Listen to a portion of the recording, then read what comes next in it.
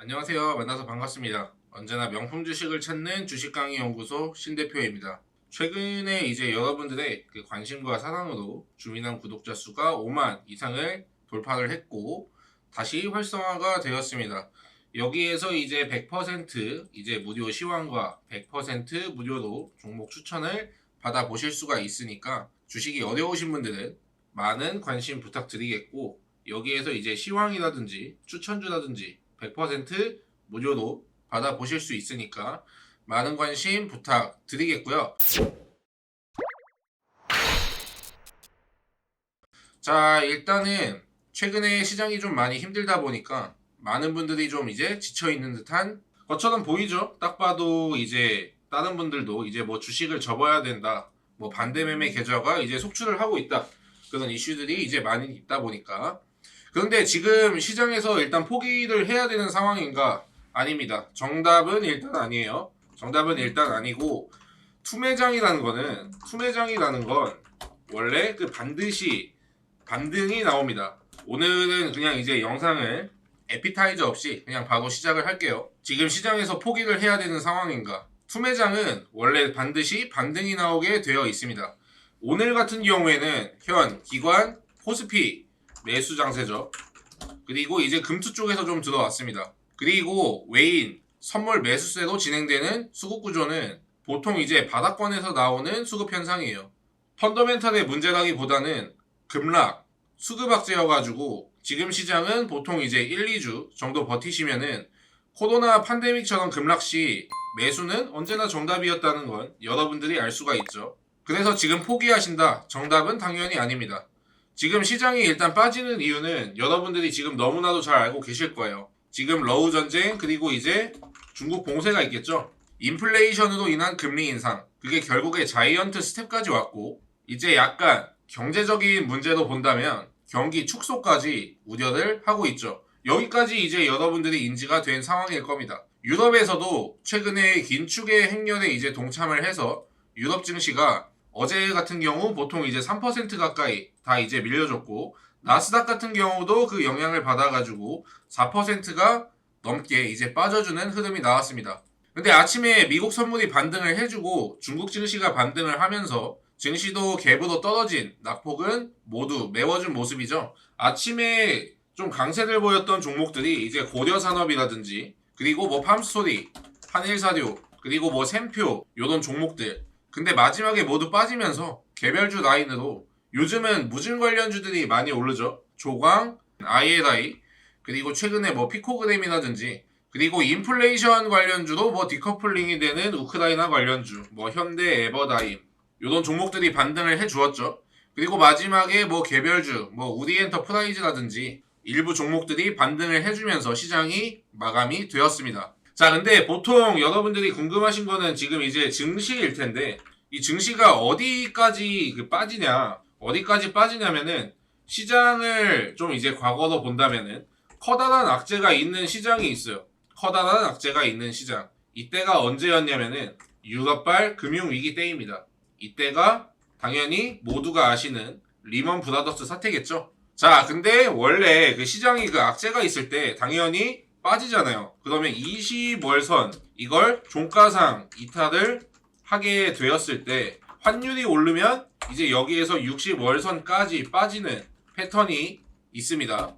항상 이제 20월선을 종가상 이탈하게 된다면은 얼마 지나지 않아서 60월선까지 내려오고 그 다음에 이제 반등을 시도를 했죠.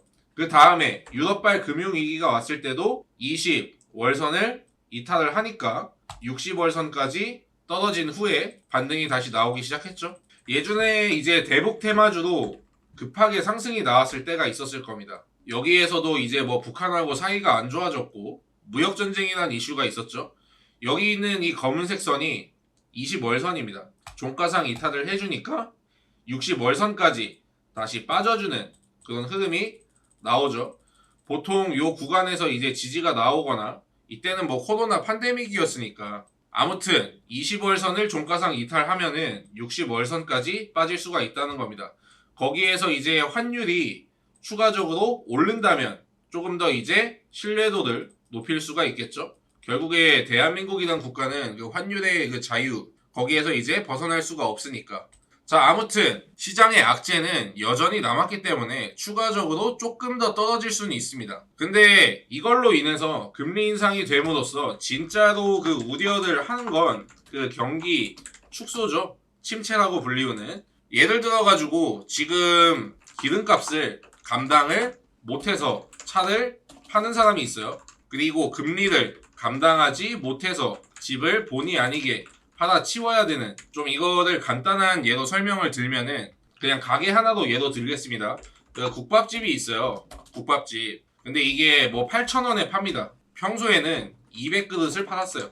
그러면은 이제 뭐 160만 원, 160만 원 정도의 매출이 나겠죠. 그런데 여기에서 12,000원까지 가격이 엄청나게 올랐어요. 그런데 가격이 올랐다고 이게 좋은 게 아니라 오르니까 가격이 너무 그 비싸지니까 이제 100그릇밖에 안 팔리는 거예요. 그럼 이제 뭐 120만 원. 이게 좀 규모 자체가 전체적으로 이제 쪼그라들죠.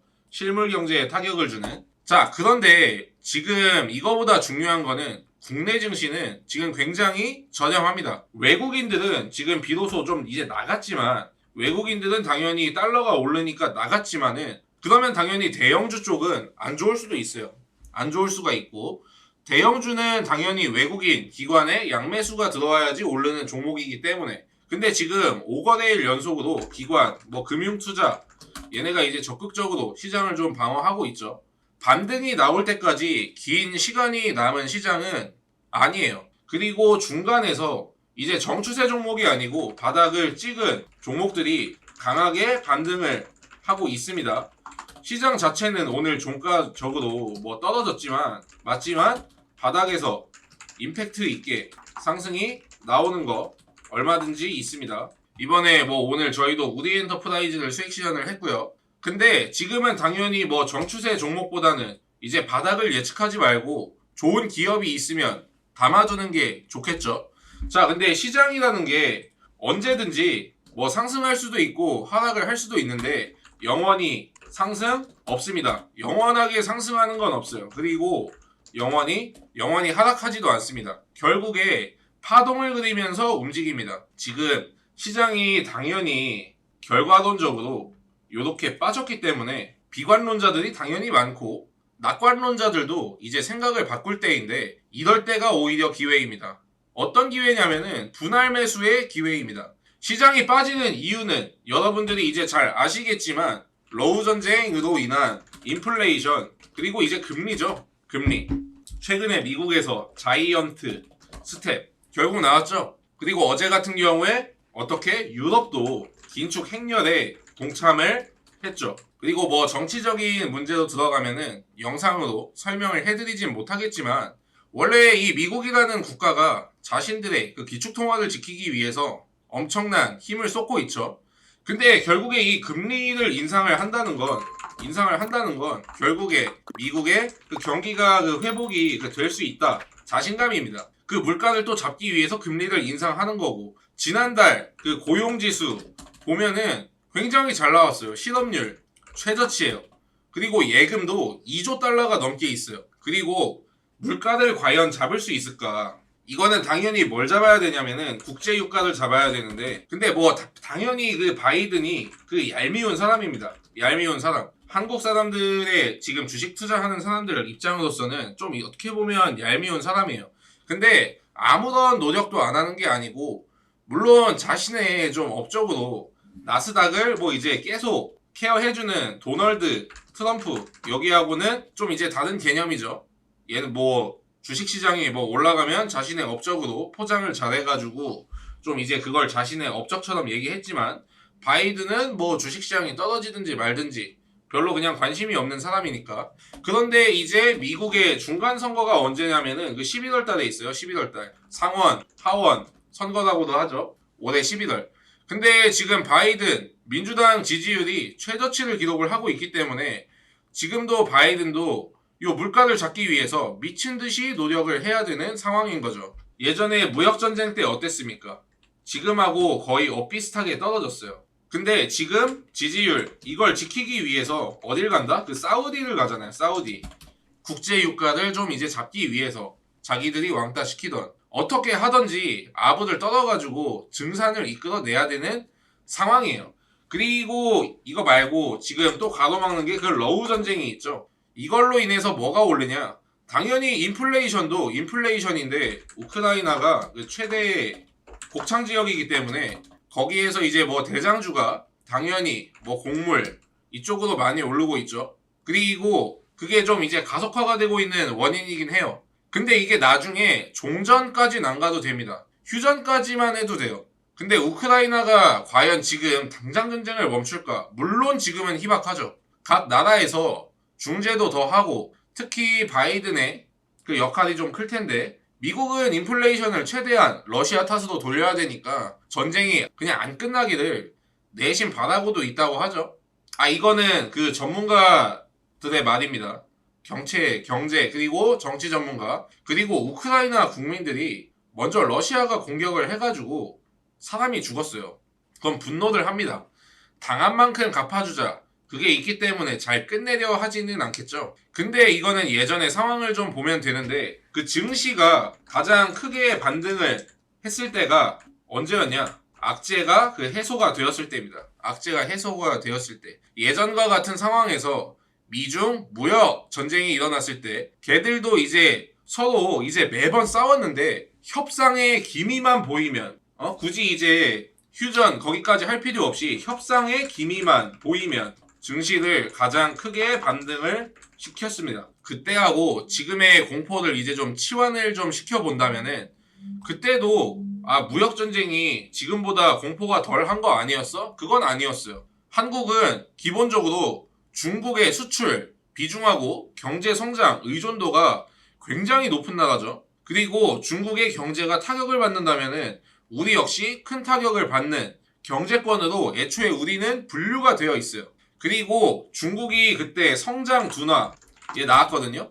우리의 수출이 압박을 받았고 그때 뭐가 급락을 했다? 반도체 가격이 급락을 하기 시작했어요. 반도체 가격. 저 때도 공포는 마찬가지였고 15%, 20% 점점 이제 악화가 되고 그때부터 이제 우리나라가 몇 개월 적자를 냈냐면은 7개월 연속 수출 마이너스 적자 기록했습니다. 이때 어떤 소리가 들렸냐면은 그 나라가 진짜 망했다. 여기에서 이제 뭐 세컨더리 보이콧 얘기도 이제 추가적으로 좀 나왔고 그리고 미국의 중앙은행이 무역전쟁 때문에 뭐 이번에 뭐 빅스텝 불가피 뭐 이런 뉴스 나오면서 그냥 당장 나라가 망해야 될 것 같았어요.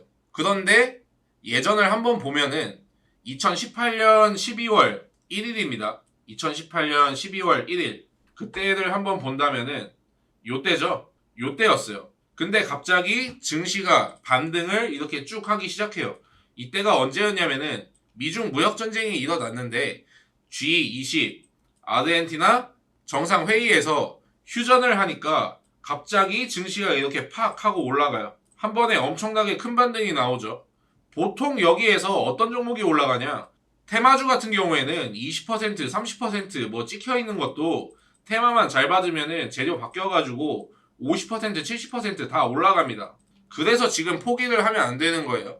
그리고 또 근데 악재가 있었어요. 2019년 5월 9일 이때를 봐야 되거든요. 2019년 5월 9일 이때거든요. 이때 증시가 엄청나게 떨어졌죠. 아까는 여기에서 증시가 이렇게 올랐는데 떨어졌죠. 워싱턴 DC에서 이제 다시 또 열렸어요. 그 정상회의가. 그런데 이게 또 잘못됐어. 서로 또 이제 양보를 안 해. 다시 싸우는 거. 관세 이제 뭐 관세 그 더블 부과하고 다시 이제 싸우기 시작하니까 증시가 다시 떨어졌어요. 근데 지금이 아직 뭐 협상의 단계는 안 나왔지만은 2018년, 2019년 요때하고 굉장히 비슷합니다. 차트의 그 낙폭 강도가 그때 지수하고 100% 일치하지 않기 때문에 좀 틀릴 뿐이지 비슷해요. 자, 그러면은 이거를 치환시켜 보면은 가장 크게 증시를 반등시킬 만한 요소는 무엇이다? 러우 전쟁의 그 협상입니다. 결국에 예전에 2019년 10월 달이 돼가지고 어떤 일이 일어났냐면은 여기에서 이제 휴전을 하기 시작합니다. 딱 여기에서 요 10월 7일이 된 다음에 양국이 이제 휴전에 접어듭니다. 이만큼 떨어졌으니까 반등 나오다가 그 다음부터 증시는 쭉 오르게 됩니다. 그 다음에 어떤 걸 맞았냐? 코로나가 와가지고 결국에 다 반납을 해버리긴 했지만 증시는 이렇게 쭉 올라갑니다. 그 다음에 이제 코로나가 와가지고 좀 이제 다 된 밥에 좀 이제 찬물을 붓는. 근데 결국에 요렇게 올랐고 결국에 딜하면서 요렇게 올라갔으면은 이때 그래도 치환시켜 보면 돼요. 어떻게 보면은 지금 기업의 그 펀더멘탈의 문제가 생긴 게 아니고 정치인들의 그 말 한마디 한마디에 좋은 기업들도 조정을 받고 있는 시국이잖아요. 그렇기 때문에 지금 상황은 포기를 할 만한 상황이 아니라 말씀을 드립니다. 협상까지만 가도 증시를 정말 크게 올릴 수가 있어요. 또한 여기에서 문제가 하나 더 있는데 그게 바로 이제 중국 봉쇄죠. 중국 봉쇄. 예를 들어가 지금 공급망에 키를 그 쥐고 있는 중국. 이게 대규모 봉쇄로 인해서 세계 공급망을 좀 교란을 시키고 있습니다. 근데 제로 코로나 때문에 빅테크 기업들이 이제 탈중국을 하려고 하니까 완화적인 스탠스를 보이고 있어요. 상하이 완전 봉쇄 같은 일은 생기지 않을 겁니다. 최근에 이것도 풀었다가 막 사람들이 이제 클럽 가가지고 이제 코로나 막 걸리기 시작하니까 다시 그냥 걸어 잠근 거예요. 근데 원래 공산당이라는 존재가 그렇게 민주적인 뭐 국가는 아니죠. 자신들의 실수를 인정하는 걸 원래 그 용납을 하지 않아요.